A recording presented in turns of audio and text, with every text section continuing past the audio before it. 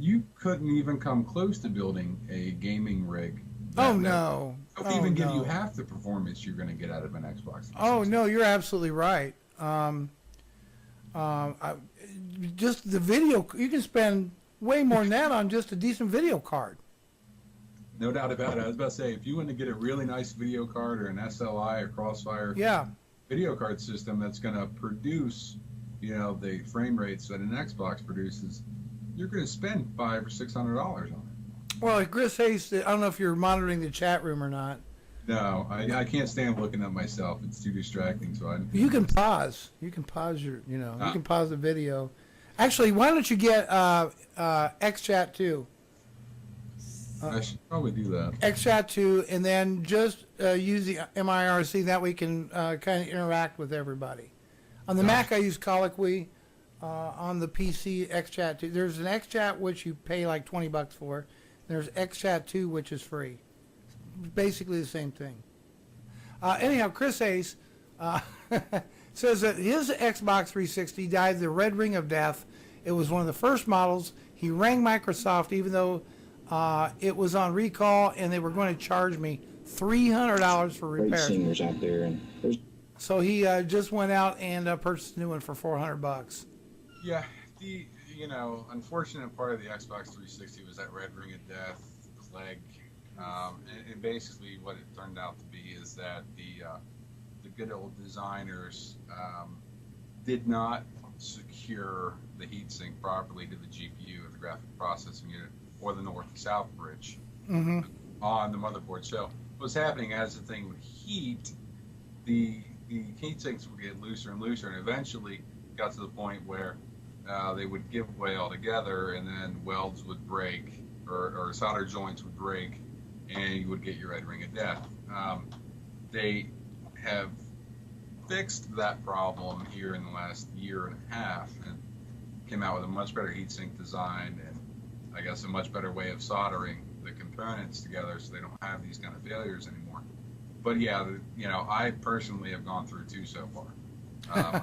When I sent back to Microsoft, about 3 weeks later, I got it back. It was a completely different unit. That one worked for about 6 months, and then it broke as well.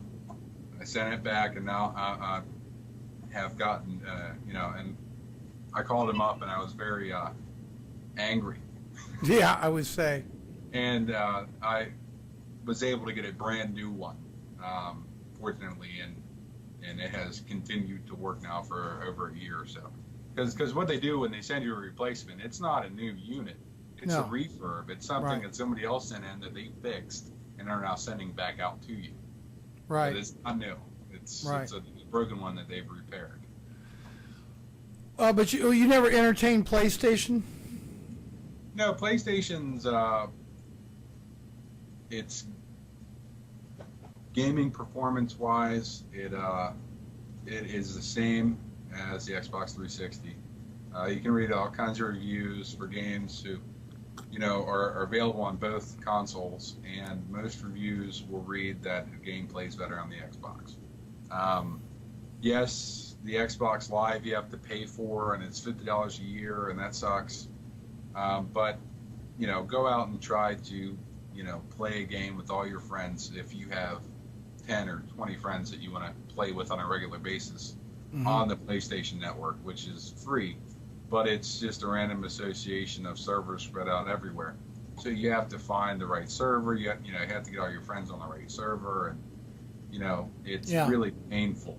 With the Xbox 360, your friends are online, you're there. That's it. There's no having to manage any of that. So I think it's worth $50 a year. That and the 360 network, Microsoft Live, hasn't really gone down, but a couple of times in the last couple of years, and that was really for scheduled maintenance that lasted a little bit longer than they said it would. Okay, all right. Well, that I don't know. I'm not a gamer. Got the Xbox 360. My grandson actually plays it. I goof with it once in a while. I like some of the racing games, right? I think the controllers are a bit complex to master. all the various functions and buttons and maneuvering that you do with them. But I like now.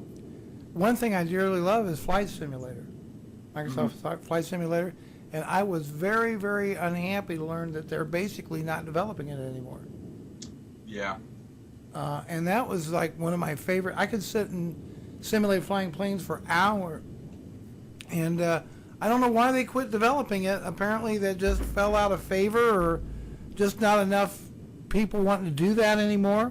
Not enough action, maybe. What? I don't know why Microsoft chose to do that. I mean, because it's. I mean, that's the granddaddy of Microsoft games, was Flight Simulator. I believe that was like the first one they did.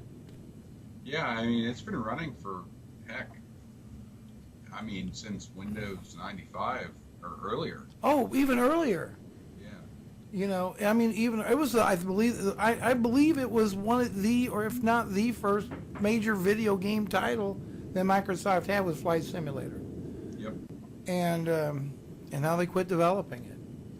I don't know. That's surprising that they would have done it. But then again, I think that probably runs hand in hand with the flat video game sales. I mean, is it really worth developing a flight simulator if total volume of game sales in the United States for computers is 5% or less compared to console games? Chris A says he loves Flight Simulator. Now he so especially when I hook up all my screens and I have different views like the cockpit and looking out the cockpit windows left and right. Oh, with the the multi-screen setup, it's freaking awesome. Yeah. I've got dual displays, dual 22s, and I haven't reinstalled Flight Simulator yet because I've got version 10. That's the last one they did. So I need to set it up on there. But then I think, well, my game plan is to purchase the 27-inch iMac with the i7 processor and max it out at around 12 gigs of RAM, somewhere in that range. Virtualize my PC, give it a couple cores, couple gigs of RAM, and just let it sit there running a VM. So why goof it all up with Flight Simulator, since I'm not going to do it. But since I'm not a big time gamer, I don't know. Just the Mac works better. I'm not a Mac fanboy, by the way, Jim. Just for your edification, I'm not a Mac fanboy. I actually like Windows 7. I'm just more comfortable with the Mac. And well, sure, and with Windows 7, they've already ripped off some things from Macintosh, for Apple, like the dock bar and all that stuff. But, we'll see. I'm not jumping on the bandwagon yet. I really want to see over the next couple of months how things go and what the major vulnerabilities that are going to come out for it. Because it always happens. Windows XP is going to be the most secure operating system we've ever made, and what do trust you know? me. Did you see that commercial with John Hodgman? Yeah, it's hilarious, and that's what it's like. It's like, Windows Vista was like Windows Millennium Edition. I heard you talking about that on your show earlier. Yeah. I remember Millennium Edition, and it was a train wreck. I mean, I can't believe people paid for that.